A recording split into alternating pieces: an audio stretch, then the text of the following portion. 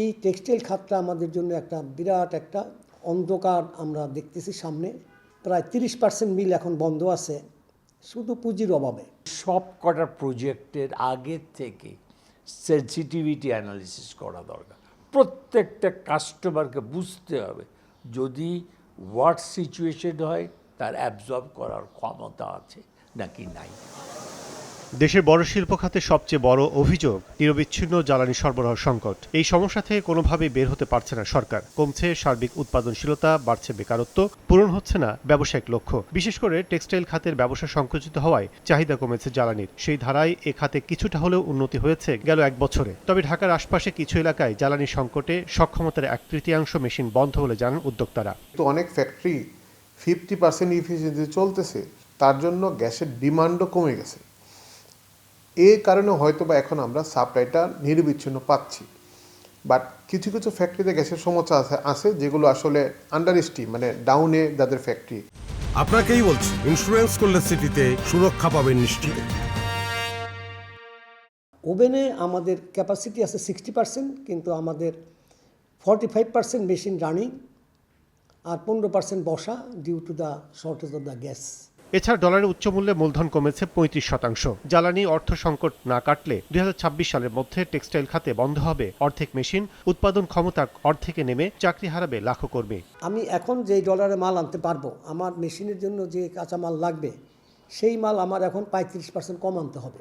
যেই অবস্থা এখন চলছে যদি এইটা কন্টিনিউ করেন তাহলে 26 সনের এন্ড, মানে ধরেন আর 1 বছর পরে 50% টেক্সটাইল বন্ধ হয়ে যাবে। বিনিয়োগ অভিজ্ঞতা তুলে ধরে ব্যাংকাররা বলছেন, বিশ্বজুড়ে ব্যবসায় বিনিয়োগে উদ্যোক্তা ও ব্যাংকের শেয়ার সমান হলেও বাংলাদেশে ভিন্ন। নিজস্ব জোর বাড়ানোই একমাত্র শক্তি বলছেন তারা।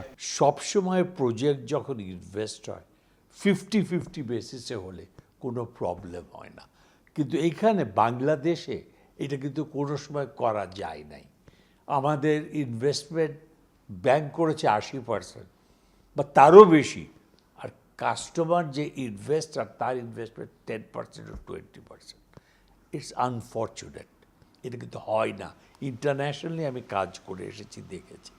শুধু ইকুইটি তাদের দরকার, এবং সেই ফান্ডটা ইকুইটি রেজ করতে না, তার নিজস্ব না, তার পার্টনার্স নিয়ে আসতে হবে, তাকে বন্ড মার্কেটে যেতে হবে, তাকে ক্যাপিটাল মার্কেটে যেতে হবে।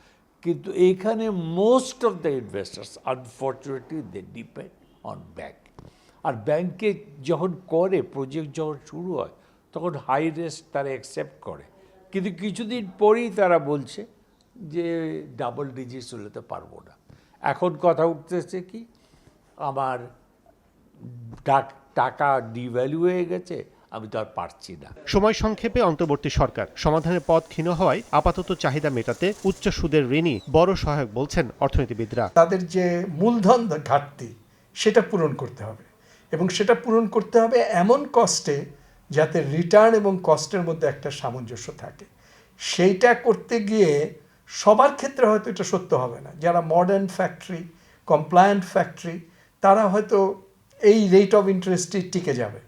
এখন প্রধানত যেটা হবে, যেটা ক্ষুদ্র এবং মাঝারি টেক্সটাইল এবং যারা একটু আউটসোর্সিং করে কাজ করছে, তারা কিন্তু শেষ হয়ে যাবে, এবং কারখানাগুলোর মধ্যে একটা মনোপলি বিগ কারখানা তৈরি হবে। ব্যবসায়ীদের দাবি, টেক্সটাইল শিল্প ঠিক রাখতে জ্বালানি সরবরাহে দাম একটি নির্দিষ্ট সময় পর্যন্ত নির্ধারণ করে দেয়া ও দেশের বাজার পরিস্থিতি ঠিক রাখতে আমদানিতে কড়াকড়ি আরোপ করতে হবে সরকারকে।